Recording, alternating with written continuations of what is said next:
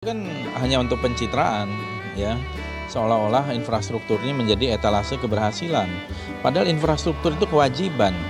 Semua presiden pasti membangun infrastruktur itu. Itu menurut tanggapan masyarakat Papua selama presiden ganti presiden di Republik ini, mereka merasa, kami sendiri merasa tertinggal, merasa diabaikan dalam sepertinya kami bukan bangsa timur, khususnya Papua ini menganggap bahwa kami bukan bagian dari Republik ini, sehingga pembangunan sering kami diabaikan. Begitu Pak Jokowi masuk memimpin Republik ini, benar-benar kami merasakan pembangunannya Pak Jokowi.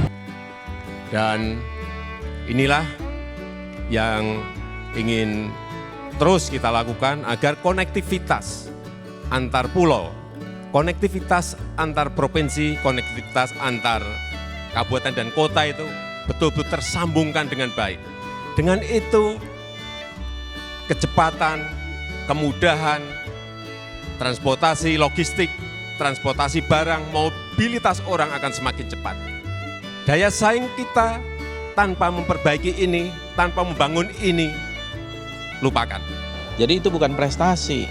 Prestasi itu kalau melebihi dari apa yang ditargetkan. Jadi ini yang menurut saya jangan menipu rakyat lah, seolah-olah itu. Dan saya kira dengan mempercepat ini kan memang mau dijadikan itu semacam seolah-olah prestasi dari pemerintah sekarang. Padahal menurut saya itu bukan prestasi, itu kewajiban biasa, rutin itu. Sebelum adanya program dari Bapak Presiden, itu sangat-sangat memprihatinkan. Yang paling dominan di sini adalah soal rumah dan listrik. Dengan adanya dana desa, tahun ini mereka usul, tahun ini pun kita akomodir.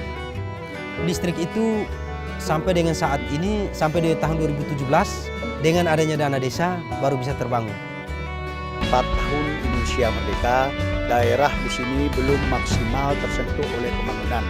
Oleh karena akses yang sangat sulit dan 9 bahan pokok selama 74 tahun Indonesia merdeka ini dipermudahkan memperolehnya dari negara tetangga Malaysia. Dengan peran Kalimantan ini, dengan kehadiran Bapak Presiden Republik Indonesia di tempat ini akan membalik semuanya. 9 bahan pokok akan kita peroleh dari negeri sendiri.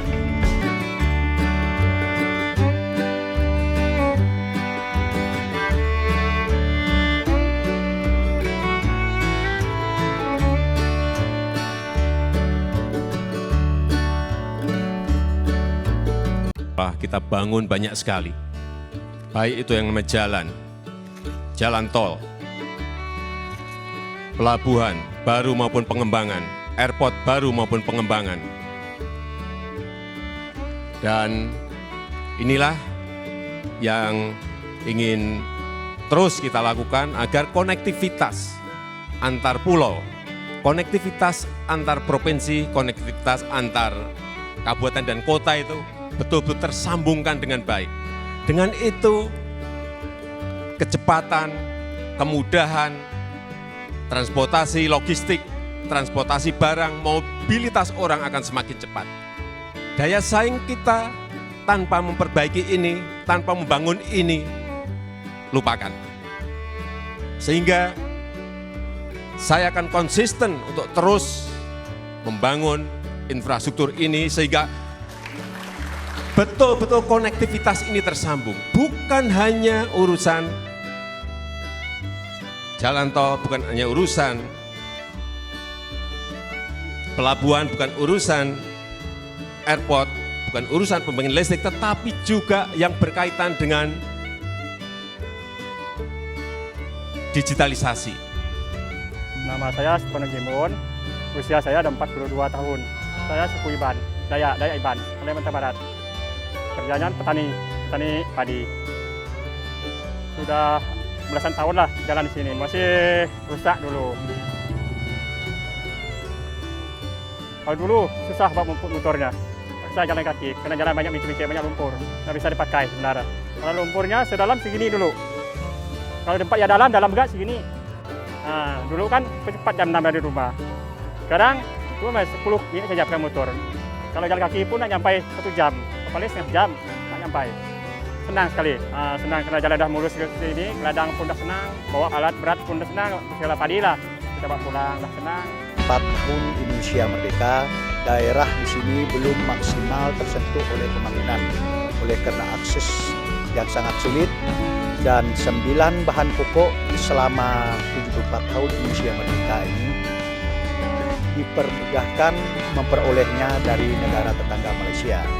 Dengan Trans Kalimantan ini, dengan kehadiran Bapak Presiden Republik Indonesia di tempat ini akan membalik semuanya.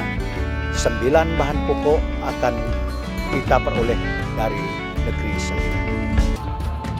Sebelum adanya jembatan Desa Telok, kami merasa perjuangan masyarakat seluruh Desa Telok untuk nyebrang melakukan aktivitas sehari-hari sangat susah. Apalagi kalau dulu menggunakan perahu.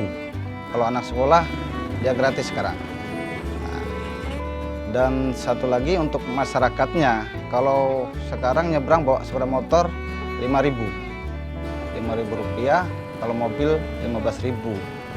Yang jadi saya khawatirkan, yang khususnya yang jualan-jualan kecil, yang jualan sayur pada umumnya masyarakat sini, kalau nyebrang ya kan, pakai motor, hasil sayurnya cuma 10.000, nyebrangnya lagi, jadi mungkin mengurangi pendapatan lah pasti. Nah, kalau ada jembatan ini, mungkin yang 10.000 tadi mungkin bisa disimpan lagi lah. Nah, harapan kami sangat besar sekali Pak untuk membantu masyarakat kami di sini. Kalau kita melihat secara umum pembangunan ini kan dari pemerintah ini ya sangat merata di daerah-daerah kota ya khususnya. Nah, kalau kami ini hanya sejentil gini aja dibagi untuk ini, tapi kami luar biasa bangganya Pak. Luar biasa bangganya menerima adanya pembangunan jembatan ini. Harapan kami kalau sudah selesai jembatan, jalan dan sebagainya, kemudahan untuk kami membantu kami dalam mengerjakan apa-apa saja aktivitas kami, mau ke Kalbar, mau ke apakah, mau ke mana nanti lewat jembatan ini. Yang pada intinya ekonomi kami sangat terbantu Pak. Luar biasa Pak, selama 74 tahun Indonesia merdeka, belum ada presiden yang berkunjung ke Kalimantan Utara Pak, ke daerah kami di dataran tinggi Borneo. Jadi kami sangat bangga dan sangat luar biasa menghargai kedatangan Pak Presiden datang di bumi kami di dataran tinggi Borneo ini Pak. Jadi kami sangat bangga. Salam untuk orang nomor 1 di Indonesia, Pak Jokowi.